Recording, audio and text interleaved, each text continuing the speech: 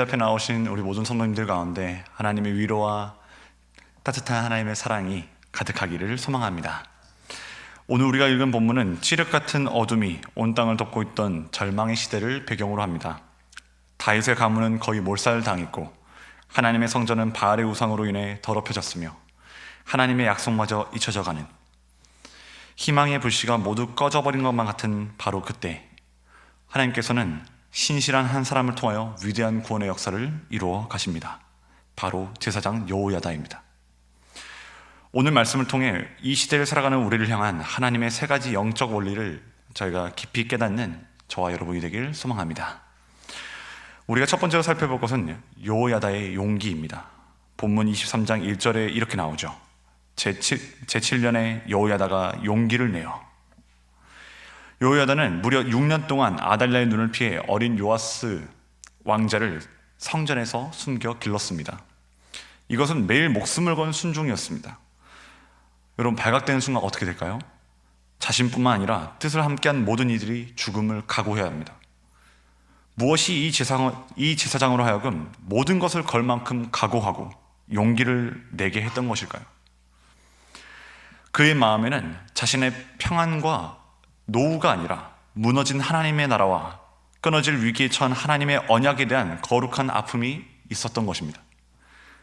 그 마음의 중심에 하나님의 나라가 있었기 때문에 그는 용기를 내었던 것이죠. 그가 일으킨 거사는 인간적 야망을 위한 쿠데타가 아니라 3절에 말하듯 다윗의 자손과 약속하신 하나님의 언약의 말씀을 지키기 위한 거룩한 전쟁이었던 것입니다. 여러분, 우리는 위기 앞에서 나 하나쯤이야, 괜히 나서지 말자 라고 생각하기 쉬운 연약한 자들입니다. 하지만 우리 믿음의 선배들은 나 한 사람이라도 하나님의 뜻을 위해 서야 한다는 거룩한 책임감으로 일어섰습니다. 사자굴 앞에서 뜻을 굽히지 않았던 다니엘이 그러했고, 풀무불 앞에서 믿음을 지켰던 그의 세 친구들이 그러했습니다. 여러분, 우리의 마음은 어디를 향하고 있을까요?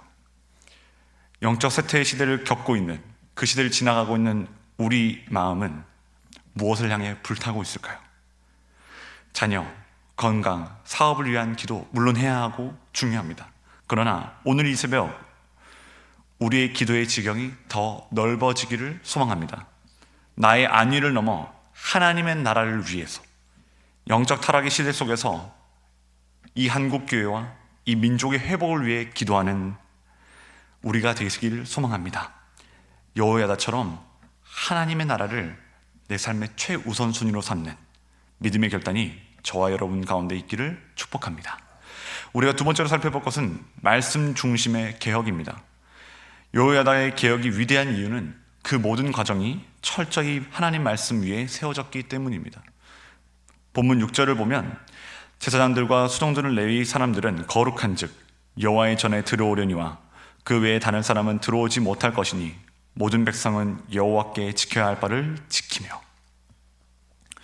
여호야다는 자신의 지혜와 경험을 의지하지 않고 철저히 모세의 율법과 다윗의 규례를 따라 레위인들을 배치했고 성전의 경비를 세웠습니다. 그리고 이 개혁의 정점은 어린 요아스가 왕위로 즉위하는 그 장면에서 빛을 발하죠. 요아스의 머리에는 왕관이 씌워지고 그의 손에는 율법책이 주어집니다. 여러분, 왜 왕에게 율법책이 주어질까요? 하나님 말씀이 왜 주어질까요? 이 나라의 진정한 왕이 누구라는 것입니까? 맞습니다. 하나님이 진정한 왕이시고 하나님 말씀대로 백성들을 통치해야 한다는 영적 선언인 것이죠.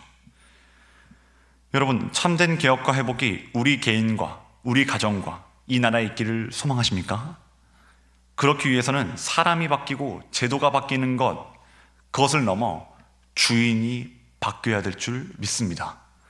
사람이 제도가 아닌 왕이신 하나님만이 우리의 참된 소망인 줄 믿습니다.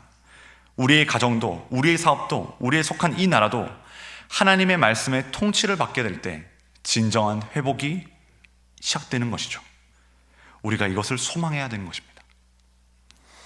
우리가 마지막으로 살펴볼 것은 여호야다가 일으킨 이 모든 일련의 일들이 단지 정치적 안정이 아니라 하나님과 백성 사이의 관계를 회복하는데 그 목적이 있었다는 것입니다.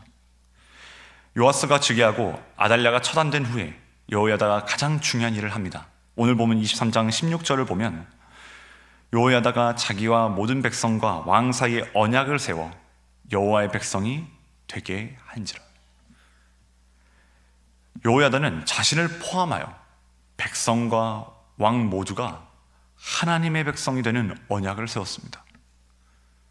언약을 세운 이유가 무엇일까요? 하나님과 백성 사이에 깨어진 관계를 회복하는 것.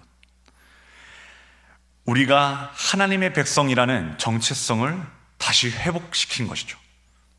이 언약이 선포되자 놀라운 일이 일어납니다. 17절을 보면 세 번역으로 보게 되면 온 백성이 바알 신당으로 몰려갑니다. 그리고 가서 그 신전을 허물고 제단들을 뒤엎고 신상들을 부수고 더 나아가 제단 앞에 있던 바알의 제사장들을 죽이죠. 놀라운 일이죠. 누가 시켜서 한 일이 아니라 하나님과의 관계가 회복되자 그들의 삶을 더럽혔던 죄악을 스스로 끊어내기 시작한 것입니다. 이것은 율법적 강요가 아니라 하나님의 사랑의 관계가 회복될 때 맺히는 자연스러운 열매인 것이죠.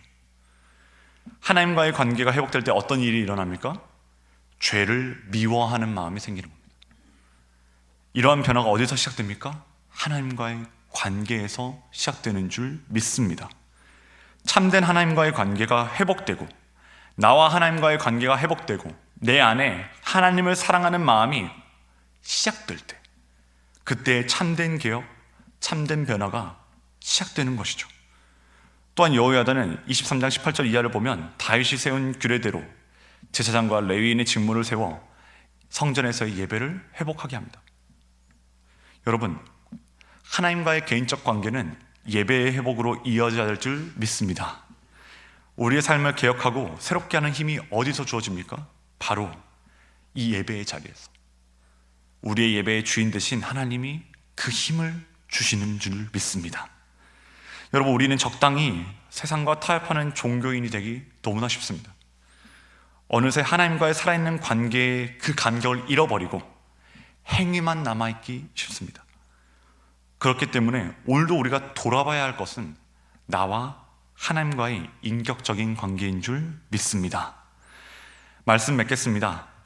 하나님께서는 여호야다의 충성된 삶을 이렇게 평가하셨습니다. 오늘 보면 24장 16절에 그가 이스라엘과 하나님과 그의 성전에 대하여 선을 행하였습니다. 그는 제사장이었지만 왕들의 묘실에 장사되는 영예를 얻었습니다. 왕은 아니었지만 그는 실로 그 어두운 시대를 살려낸 신실한 하나님의 종이었습니다. 여러분, 오늘도 하나님은 신실한 한 사람을 찾고 계십니다. 말씀의 등불을 지키며 다음 세대를 믿음으로 키워내는 한 사람, 자신의 안위가 아니라 하나님 나라에 온 마음을 쏟는 그 한 사람, 잃어버린 영혼들이 예수 안에서 하나님과 다시 관계가 회복되기를 기도하는 바로 그 한 사람을 통해 하나님은 오늘도 일하기를 원하십니다. 바라기는 오늘 이 새벽 기도하는 저와 여러분이 이 어두운 시대를 밝히는 작은 불씨가 되어 우리의 가정을, 우리의 목장을, 우리의 교회를, 이 나라와 민족을 다시 하나님께로 돌이키게 하는 귀한 통로로 쓰임받는 복된 인생이 되길 주님의 이름으로 간절히 축원합니다. 함께 기도하시겠습니다.